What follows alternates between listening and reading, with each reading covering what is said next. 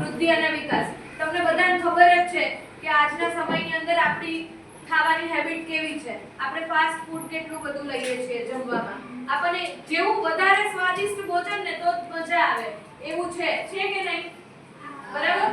આપણે તંદુરસ્તી સામે નથી જોતા. એની જગ્યાએ આપણે વિચારીએ છીએ કે ચાલો એક પિઝા ખાઈ લઈએ, એક બર્ગર ખાઈ લઈએ, થમ્સ અપ પી લઈએ. એ બધી વસ્તુ આપણા માટે નુકસાનકારક છે. બરાબર? એની જગ્યાએ તમે નાસ્તામાં ફળગાવેલા કઠોળ ખાઓ, બરાબર, જમવામાં સમતોલ આહાર લો, તો તમારા શરીરનો જે યોગ્ય વૃદ્ધિ અને વિકાસ થવો જોઈએ એ થઈ શકે. જંક ફૂડમાંથી પોષણ મળતું નથી, એટલા માટે શરીરનો યોગ્ય વૃદ્ધિ અને વિકાસ થઈ શકે નહીં. અને જ્યારે પણ કિશોરાવસ્થામાં પ્રવેશે છે કોઈ પણ વૃદ્ધિ થઈને બાળક, ત્યારે એને ઘણા બધા પ્રકારના શરીરમાં બદલાવ થતા હોય. છોકરીઓના બદલાવ જુદા પ્રકારના હોય, છોકરાઓના જુદા પ્રકારના હોય, તો એને ઘણીવાર મૂંઝવણ અનુભવે. બરાબર?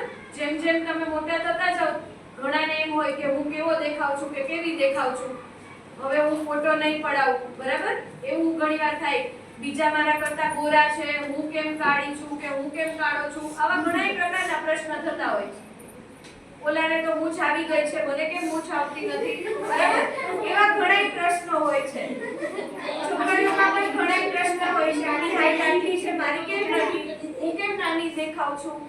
બરાબર? છોકરાઓમાં એવું હોય.